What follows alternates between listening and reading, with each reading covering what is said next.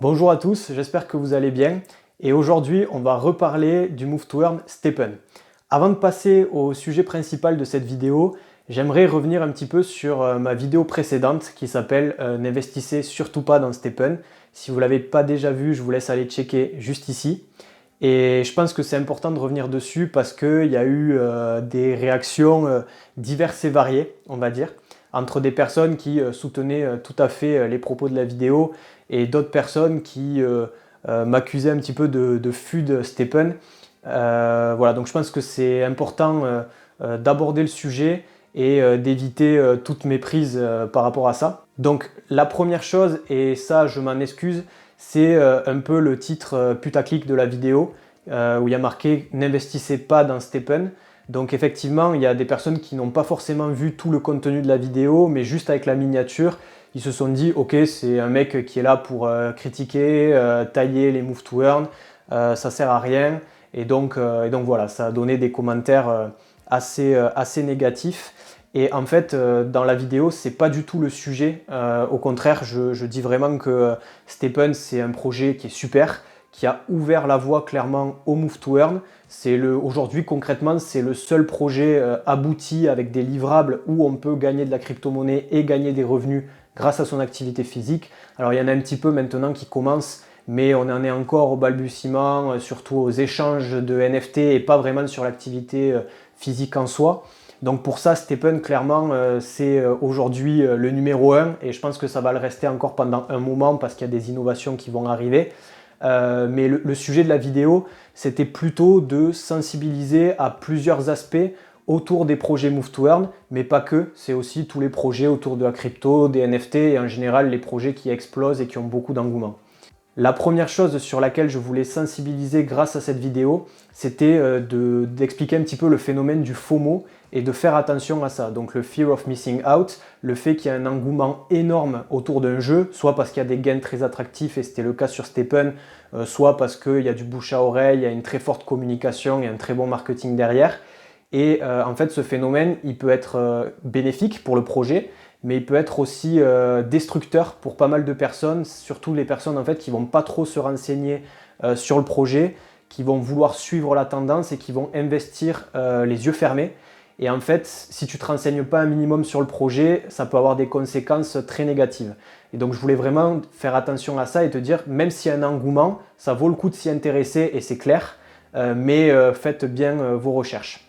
Et le second sujet principal concernant la vidéo, c'était aussi de faire attention en fait aux publicités et aux contenus qui ne vont que dans un sens, c'est-à-dire des contenus qui vont entretenir ce FOMO, qui vont donner que la partie positive du projet ou des projets en général, et l'importance en fait de croiser les sources et les avis des différentes personnes pour se faire un avis. Et d'ailleurs, justement, en dessous de ma vidéo, on peut voir des commentaires assez différents en termes de rentabilité, de montant investi, et donc ça peut vous donner un bon ordre d'idée. Donc si parmi vous, il y en a certains qui se disent il fait que critiquer Stepen, il essaye un petit peu de porter atteinte au projet, etc. Je m'en excuse, c'était vraiment pas le sujet de cette vidéo, c'était plutôt une volonté de sensibilisation et de vraiment bien se renseigner avant de rentrer dans un projet, que ce soit Stepen ou un autre. Mais c'est vrai que Stepen aujourd'hui a quand même un engouement phénoménal et donc voilà, c'est important. Et d'ailleurs, pour vous prouver ma bonne foi, aujourd'hui je suis rentré sur Stepen aussi, donc voilà. Aujourd'hui je possède donc une paire de shoes qui est une paire de runner qui est actuellement level 9. Et justement j'aimerais qu'on avance ensemble, qu'on construise un petit peu cette idée de communauté avec un objectif commun qui est de maximiser notre rentabilité et notre activité physique grâce au Move to Earn. Et donc je vous propose d'avancer avec moi sur Stepen, c'est-à-dire que c'est vous qui allez décider à 100% de mes actions dans le jeu. Si vous êtes connecté déjà à mes réseaux sociaux, et si ce n'est pas le cas, je vous invite à aller checker donc, mon compte Instagram et mon compte Twitter sharp-fitnessfy.